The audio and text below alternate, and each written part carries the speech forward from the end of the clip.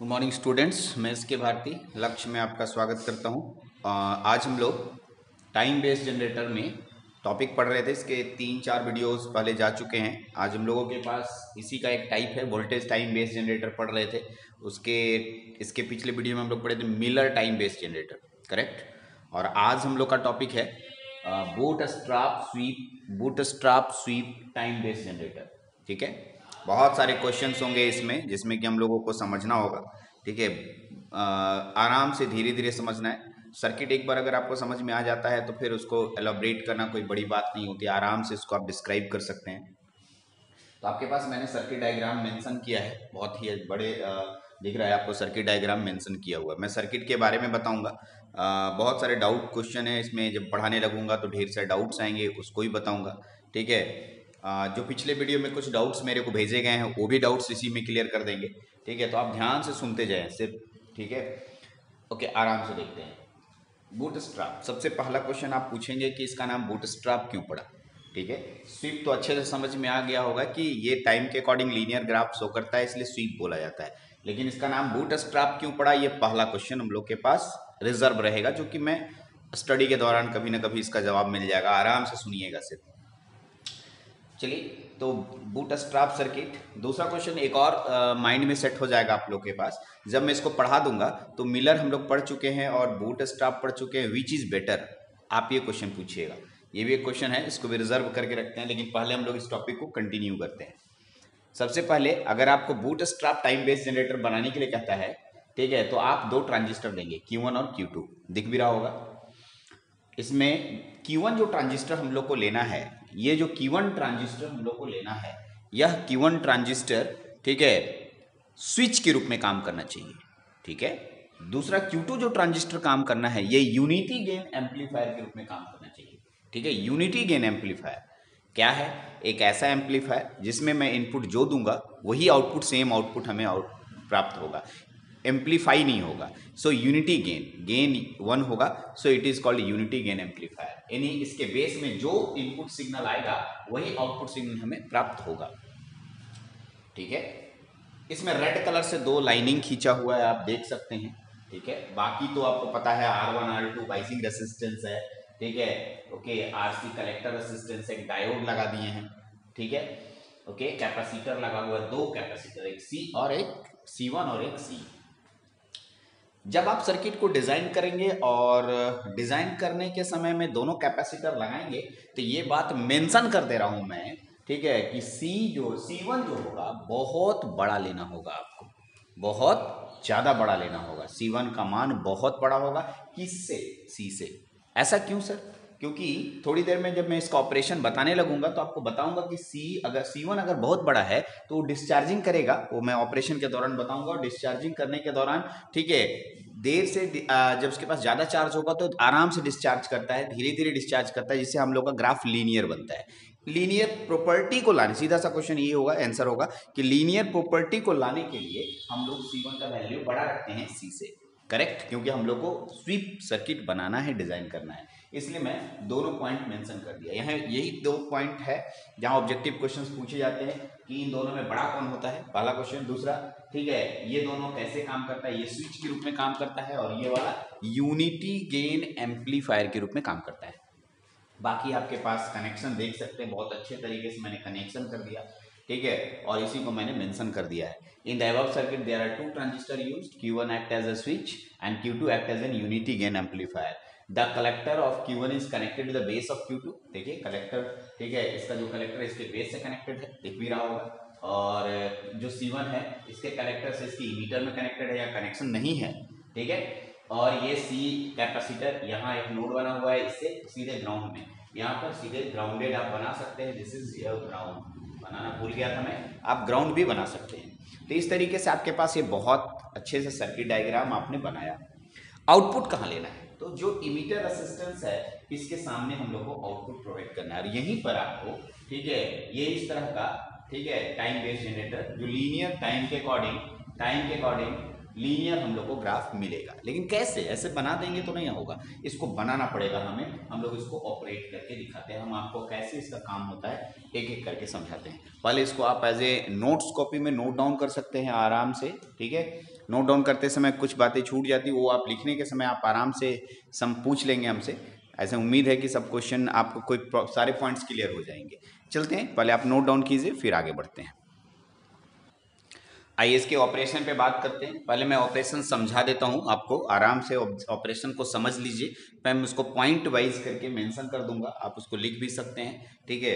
पहले आराम से धीरे धीरे समझना है, क्योंकि ये सर्किट डायग्राम नोट डाउन कर लीजिए। अब इसको बिगड़ने वाला है, इसमें और भी चीजें मैं मेंशन करने वाला हूँ। सबसे पहले आप देख रहे होंगे कि मैंने इनपुट सिग्नल कुछ भी नहीं दिया, ठीक है, इनपुट सिग्नल दिया ही नहीं। तो क्या ये ऑपरेट होगा? तो यस ऑपरेट होगा। कैसे ऑपरेट होगा? तो ये VCC से ऑपरेट होगा, यहाँ से इसको सप्लाई मिलेगा। ये VCC सप्लाई कनेक्टेड है, इधर भी जाएगा और इधर भी जाएगा और इधर भी जाएगा, तीनों ट्रांजिस्टर को मिलता है, ठीक है। एक स्टूडेंट, यही एक पहला डाउट किसी स्टूडेंट ने प्रीवियस लेक्चर में पूछा था मेरे से कि सर, ठीक है, यदि मैं यहाँ पर नेगेटिव सप्लाई ही दूंगा तो क्यों नेगेटिव सप्लाई दूंगा, क्या मैं पॉजिटिव सप्लाई दूंगा तो क्या?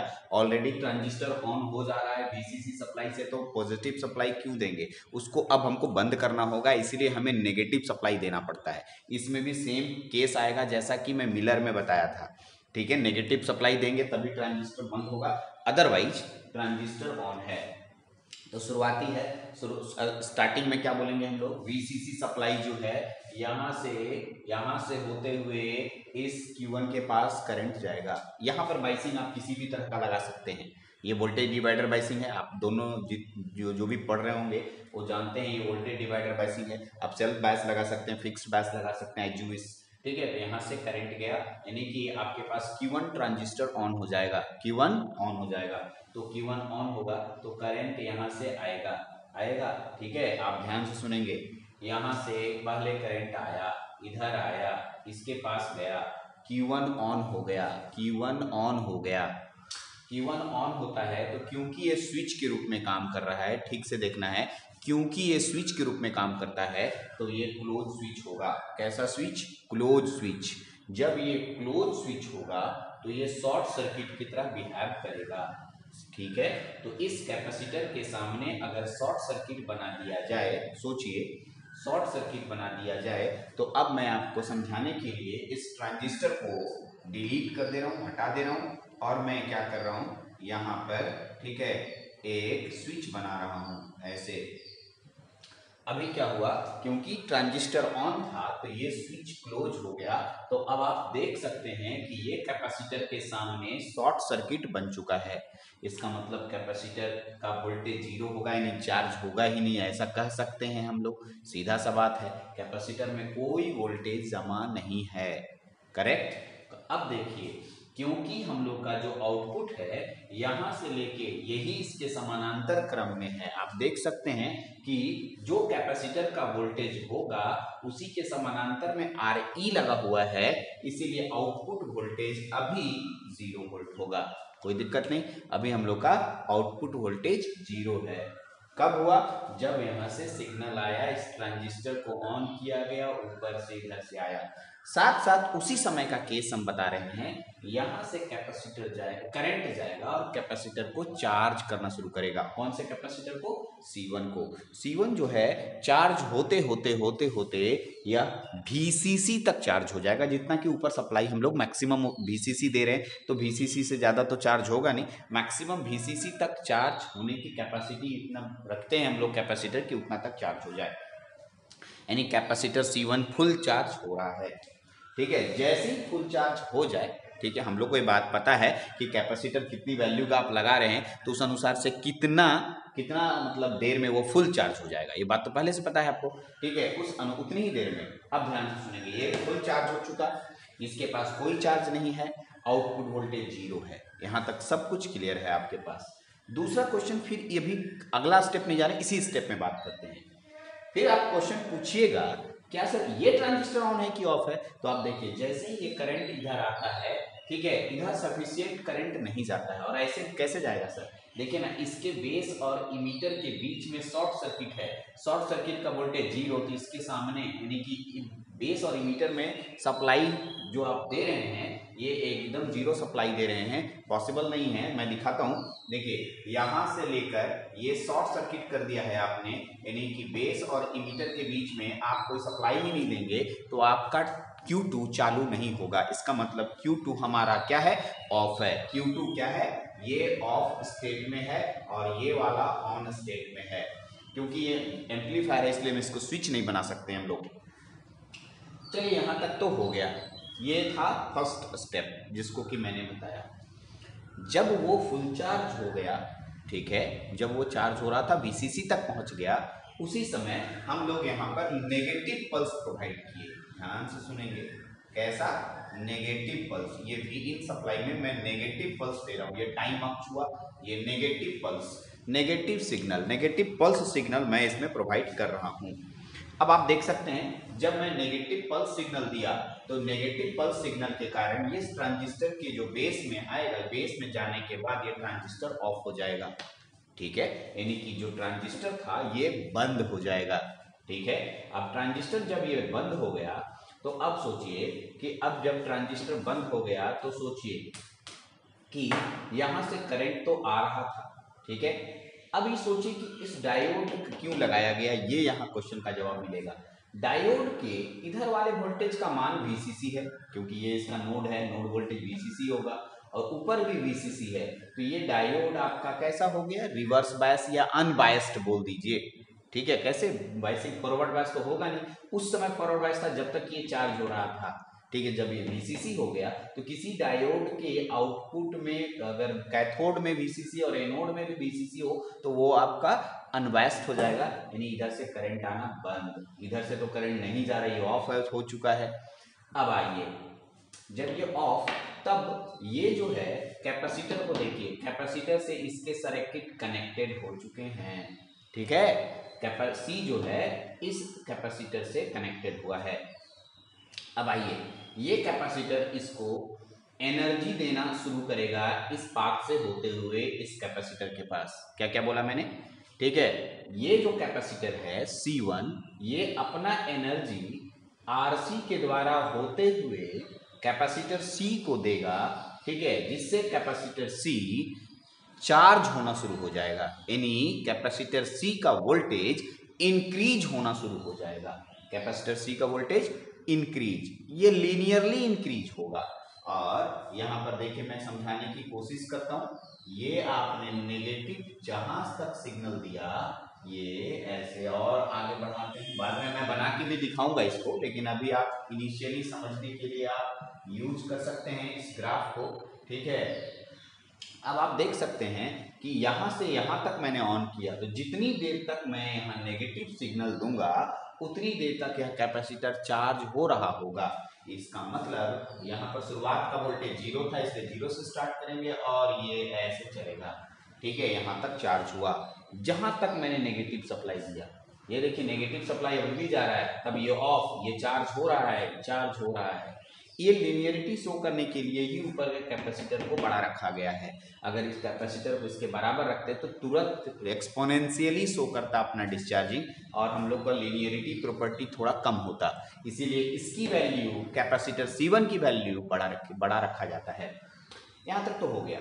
अब आइए सर, फिर से अगर मैं नेगेटिव सप्लाई हटा दूं, देखिए सर यहाँ आने के बाद फिर 0 चला गया, नेगेटिव सप्लाई हट गया, मतलब नेगेटिव सप्लाई अब यहाँ आने के बाद नेगेटिव सप्लाई हट चुका है, देखिए हट गया नेगेटिव सप्लाई, सही बात है। जैसे ही नेगेटिव सप्लाई हटा, फिर से VCC सप्लाई से होते हुए इस ट्रांजिस्टर को मिलेगा और ट्रांजिस्टर क्लोज स्विच, कहानी को ठीक से यहीं पर ट्विस्ट है, ठीक है, ये स्विच क्लोज हो गया, ठीक है, ट्रांजिस्टर ऑन हो गया, ठीक है। जैसे ही ट्रांजिस्टर ऑन हुआ, ट्रांजिस्टर ऑन हो गया और यह ट्रांजिस्टर ऑफ हो गया, ओके, ध्यान से सुनेंगे।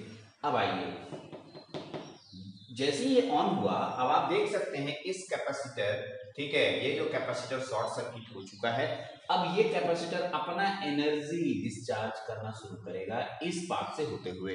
कौन डिस्चार्ज करेगा, कैपेसिटर अपना, कैपेसिटर अपना एनर्जी, कैपेसिटर अपना एनर्जी इस पाथ से होते हुए, इस ट्रांजिस्टर से होते हुए डिस्चार्ज करेगा एक लूप बनाकर, यानी कि कैपेसिटर का एनर्जी धीरे धीरे डिस्चार्जिंग मोड में आएगा, एक स्टूडेंट बोला बार बार कैपेसिटर को क्यों ध्यान देते हैं, इधर उधर क्यों नहीं ध्यान देते हैं? तो इसका मतलब ये है क्योंकि हम लोग के कैपेसिटर के चार्जिंग या डिस्चार्जिंग से ही इसी के समानांतर क्रम में आरई लगा हुआ है और इसी का आउटपुट हमको चाहिए। आउटपुट से ही तो मेन हमारा मोटो क्या है, आउटपुट निकालना। तो आउटपुट कैसे निकलेगा? तो कैपेसिटर का जो भी यहाँ पर ठीक है फिनोमेना होगा चार्जिंग या डिस्चार्जिंग का, वही आरई का होगा और उसी से हमको आउटपुट का ठीक है पता चलेगा। तो यहाँ पर कैपेसिटर अभी डिस्चार्ज हो रहा है, डिस्चार्ज क्योंकि शॉर्ट सर्किटेड है तो डिस्चार्ज बहुत एब्रप्टली होगा, बहुत जल्दी होगा। ठीक है, तो मान लिया कि जब तक कि मैं नहीं दूं तब तक ये डिस्चार्ज तुरंत हो जाता है, इस तरीके से कंप्लीट डिस्चार्ज हो गया। फिर कुछ देर के बाद क्योंकि डिस्चार्ज हो गया ठीक है, तो आप जीरो सिग्नल देगा आउटपुट। फिर जब मन करेगा तब आप दे सकते हैं, या आपको पता होगा कि कितनी देर में डिस्चार्ज हो रहा है उतनी ही देर में फिर से आप नेगेटिव सिग्नल आप प्रोवाइड कर सकते हैं। नेगेटिव सिग्नल उसी जगह प्रोवाइड कीजिएगा तो फिर से आपका ये चार्जिंग स्टार्ट हो जाएगा। तो आप देख रहे हैं कि ठीक है लीनियर प्रॉपर्टी शो कर रहा है। यदि मैं ठीक है जीरो होने के बाद भी हम नेगेटिव सिग्नल नहीं दें तो हमारा जीरो सिग्नल मिलेगा और यहाँ पर मैं दिया तो यहाँ पर जाकर के मेरा स्टार्ट होगा। इस तरीके से हमें ठीक है रैंप सिग्नल मिल रहा है जो लीनियर टाइम के अकॉर्डिंग लीनियर है। ठीक है, इसी को कहते हैं bootstrap sweep time based generator. सब क्वेश्चन का जवाब तो हो गया लेकिन एक क्वेश्चन फिर छूट गया, इसका नाम बूटस्ट्रैप क्यों दिया गया? ये जवाब देखिए, तो बूटस्ट्रैप का मतलब समझना होगा आपको। बूटस्ट्रैप होता क्या है? यदि मैं बूटस्ट्रैप को समझाने की कोशिश करूं तो ये जूता का फीता होता है। जूता का फीता आप देखे होंगे। बूट स्ट्रैप, बूट स्ट्रैप का मतलब होता है खींचना। ठीक है, बूट मतलब होता है जूता। जूता को खींचने के लिए आप सामने में एक धागा लगाते हैं। ठीक है, लेस बोलते हैं, फीता बांधते हैं जो कि जूता को पुल करता है और आपने हाथ को पकड़ के आपके पैर को पकड़ के रखता है। ठीक है, इसका मतलब बूट स्ट्रैप का मतलब पुल करने वाला एक कोई ऐसा कंपोनेंट जो पुल करता हो। तो जैसे जूता में पुल करने के लिए हम लोग एक लेस लगाते हैं, वैसे ही यहाँ पर देखिएगा ये कैपेसिटर फीडबैक दे रहा है, वो भी नेगेटिव फीडबैक दे रहा है। ये कैपेसिटर C1 से एनर्जी जबरदस्ती C खींचता है। ठीक है, खींचता है, ये C इससे एनर्जी खींच रहा है, यानी कि जैसे कि जूता को हम फीता से खींचते हैं वैसे C1 से एनर्जी C खींच रहा है। ठीक है, इसीलिए इसका नाम बूट स्ट्रैप पड़ा। ठीक है, बूट स्ट्रैप इसीलिए पड़ा। ठीक है, बूट स्ट्रैप की कंडीशन के अनुसार काम कर रहा है इसलिए बूट स्ट्रैप नाम दिया गया। ठीक है, इसमें जूता का कोई कंसेप्ट नहीं है। बूट स्ट्रैप का मतलब वहाँ पर मीनिंग आया कि जूता का फीता है, इसीलिए बूट स्ट्रैप नाम दिया गया।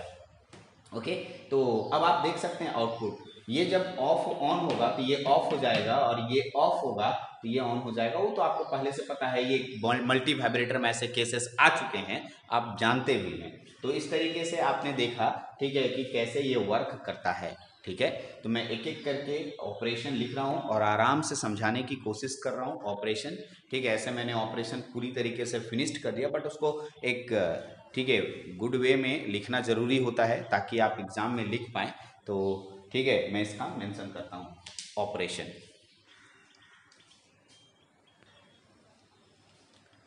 अब देख सकते हैं मैंने मेंशन किया है। ठीक है, केस नंबर 1, केस नंबर 2 और केस नंबर 3। केस नंबर 1 क्या है?